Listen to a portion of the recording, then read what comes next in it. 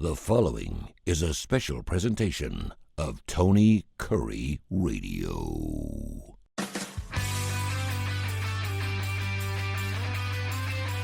BBB, Bite, a show specific to feeding America and even more so, Heart of Alabama Food Bank. He's the CEO. If you have just listened to a brand new episode there of Mission Minor, which is one of our favorite shows we love doing, we've been doing it for years.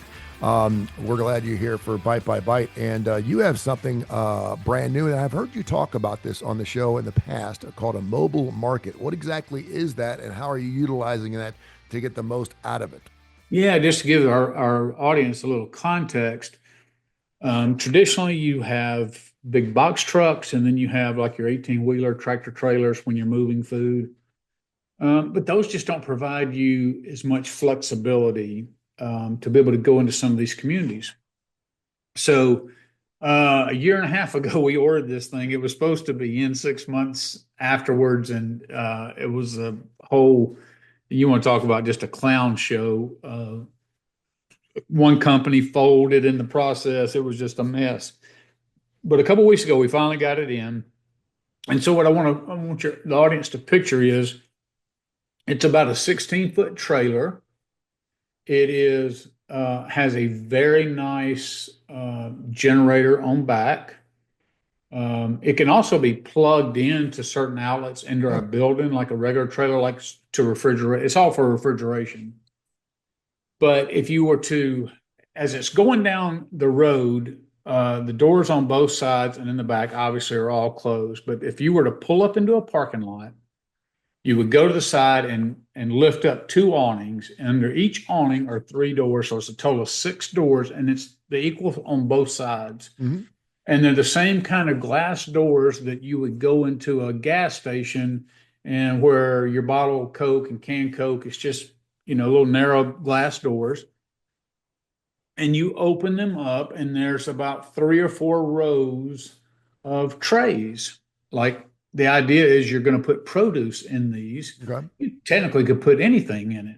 Mm-hmm. But the goal is because we are one of the food banks that are so blessed with produce, and there's some out in the Midwest that are like produce starved. They can't get near what we are able to get our hands on. So what we can do is we can load that down on both sides, and it can hold up to 6,000 pounds. And so while a big truck may be able to go to this community, but it may need a setup area. It's a lot of logistics involved. Yeah. We can just pull up into a parking lot of a Dollar General store if we have permission to do so, and just pop open the sides and just distribute produce to the community.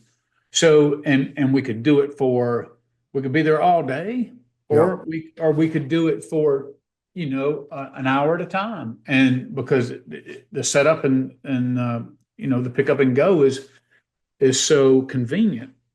And one of the things, though, that we're also looking is, so we want to be more flexible. We want to be able to have, to be able to meet needs in different ways. So another way we could use that is as we're getting into our food as medicine, and we've talked about that, but we're really ramping that up in a strong way. And so we're going to be able to talk more about that as we're starting to see some results come in. But if we were to take that to a hospital, or let's say a clinic, mm-hmm. or even the Montgomery's Cancer Center, and you have a lot of people who come in there who are food insecure, and when they leave, for them to be able to leave the cancer center and walk away with 10 pounds of apples, oranges, whatever we have, and that's part of it, is we're limited to what we may have. Yeah. They may be fresh peaches, or they may be grapes or strawberries, or whatever it is we have available. Boom. They just walk by and pick it up, and now they're going to go home and get access to that. If they don't have, they may not have the food available, they may not have the money to get those kind of things. And so those eating healthier is so vital, especially for people who have children at home and don't have the money to go out and get the produce and get all the things that they need. Speaking of So children at home, yeah. it's really critical that we think outside the box. Where can we put this to impact the most people? Sometimes it's drive it to a community. Sometimes it's maybe take it to a community, come back, restock it at lunch, and take it back out to a different community. Maybe it's go, like I said, do an informational fair. Maybe take it to a school after school as they're leaving school and hand out fresh fruit to the That'd be kids. awesome now. That'd be good. Yeah, so we got to constantly think outside the box, but allow, us getting more nimble in our approach, thinking outside the box, getting more creative, just meeting needs in ways that we never have before. That's really going to be, I think, a positive step towards not just giving people food, but really addressing the problems of food insecurity. The lack of food, the food scarcity, the trauma that comes from that's all wrapped up into poverty as a whole. We want to help deal with some of those core issues. And so we're getting capabilities now that we've just never had in the past. And businesses, of course, somebody thinks they can make $1 on something, they're going to create a business for it, right? I'm all for it. And that mobile market was incredibly expensive, but we were able to pay for it with a grant, in part from Publix, who helps us in so many ways. It helps us with monetary grants, as well as food donations.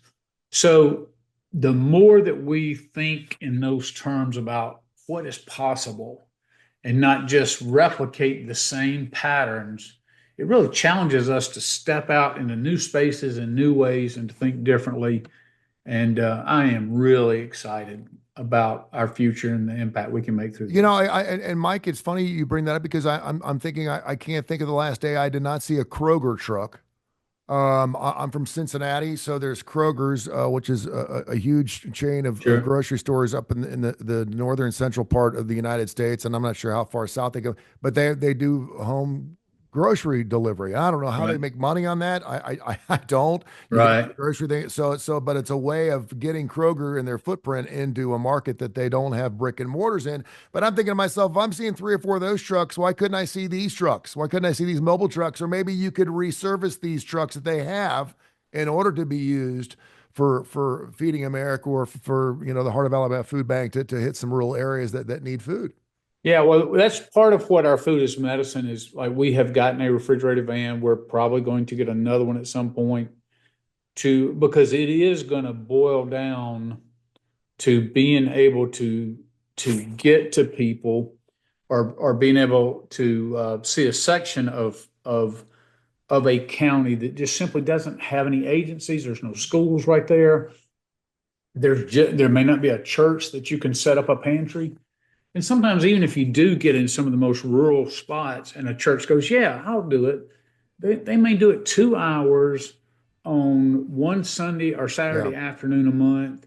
Well, what happens if that's been gone a week and now somebody gets into a situation, they're not going to have any food available for 3 weeks or they don't have access to it. So we have to think in terms about crisis management. Where do people get crisis food? Those kind of things. And, more and more just educating the community, bringing them on, and the mobile market can be part of exposing people to the needs of the hungry and the ways that we're out there fighting it and asking them to come along and be enjoying with us and be a part of that. This is Bite by Bite.